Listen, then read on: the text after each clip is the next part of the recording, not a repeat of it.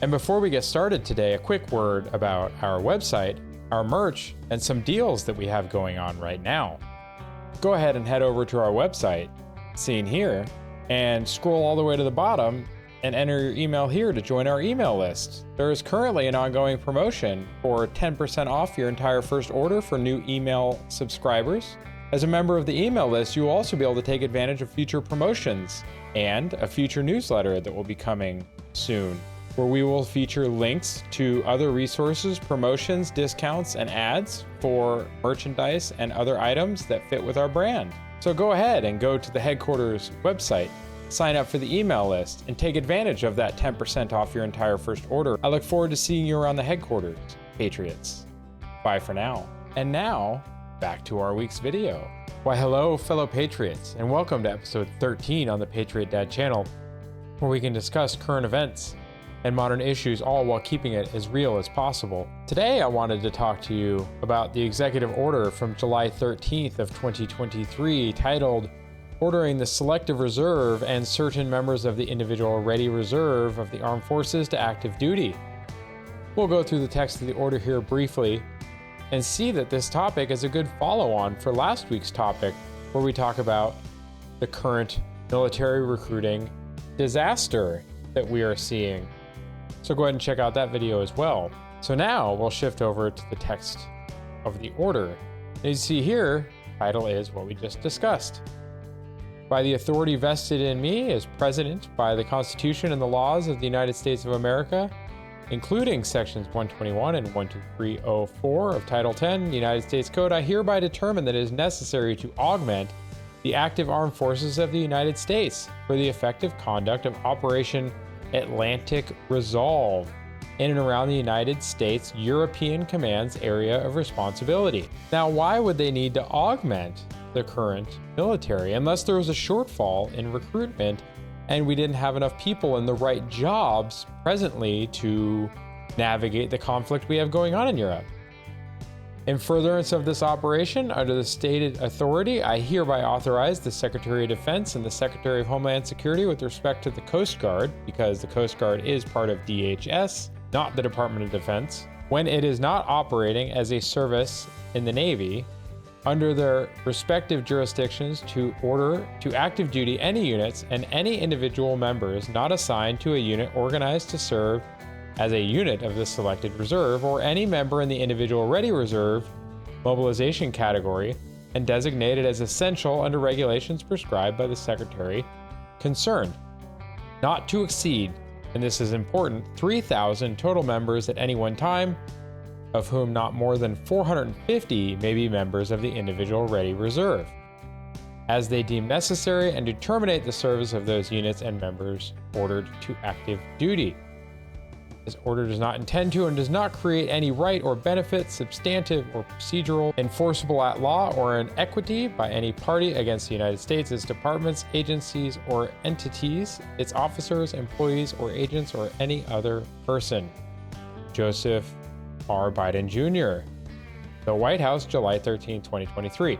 So as you can see here, there is a cap, not to exceed 3,000, and not more than 450 may be IRR. So that implies that the remaining difference would be part of the selected reserve.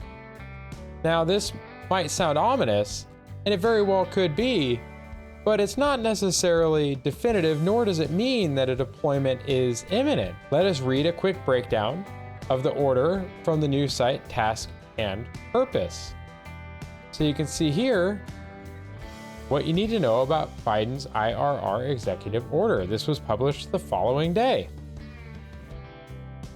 It's time to clear up some confusion about President Joe Biden's recent executive order for Operation Atlantic Resolve. The president is not deploying more troops to Europe yet, nor has he called up anybody from the Individual Ready Reserve. The members of the Individual Ready Reserve have left active duty and they do not drill but still have time on their obligation to serve.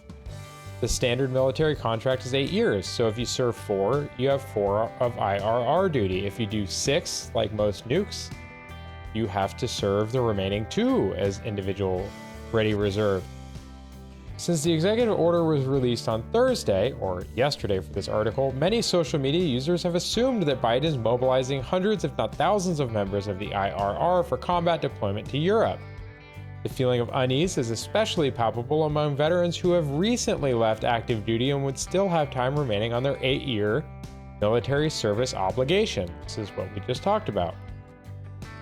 However, the executive order is an administrative action and no one has been tasked to deploy yet, said Air Force Brigadier General Patrick, a Pentagon spokesperson.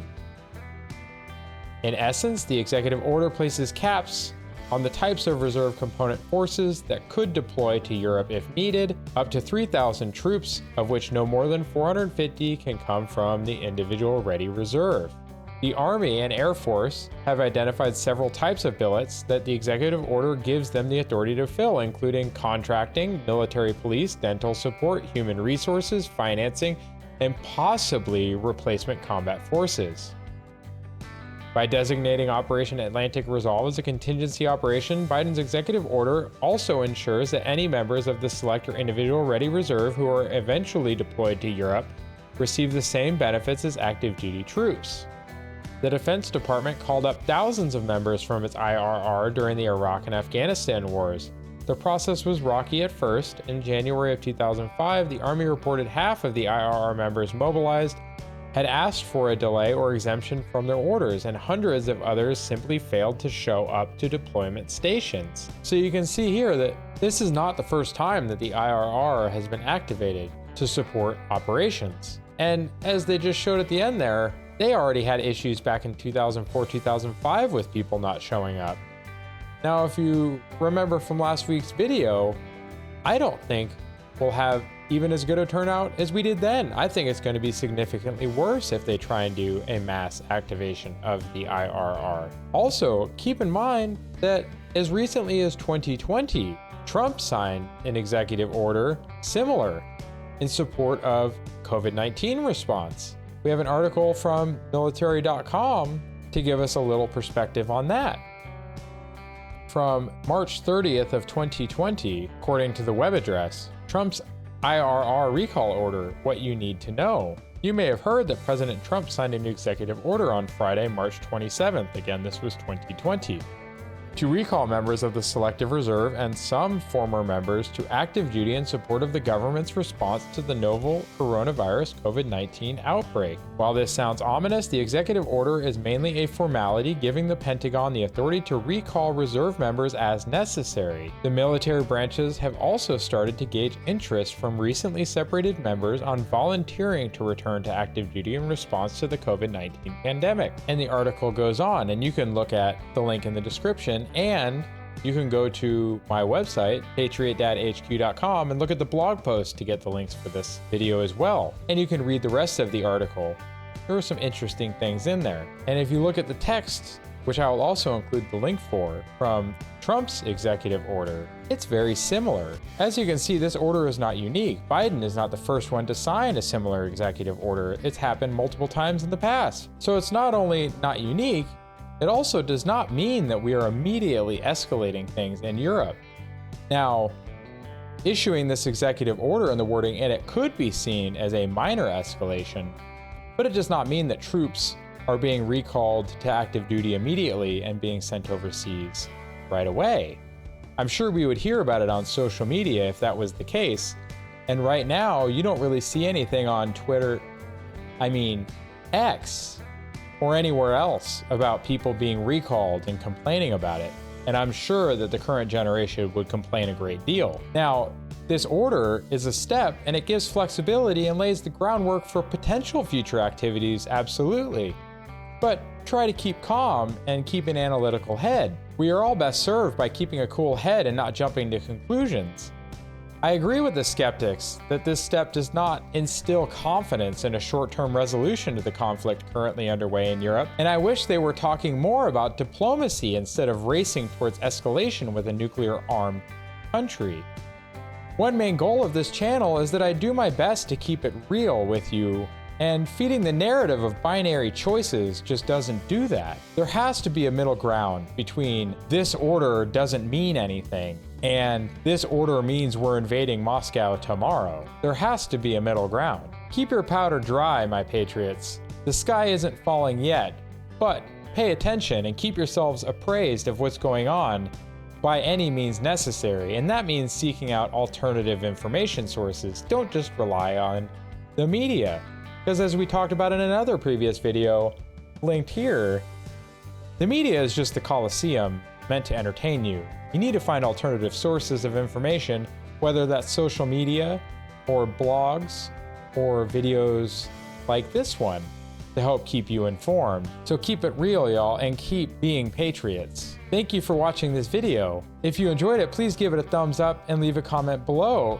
If you want to see more videos like it, please subscribe to my channel and hit the bell icon to be notified of when I upload a new video. Please share it with friends and family, and feel free to leave a comment if you have a recommendation for a future topic that you would like to see discussed on the channel.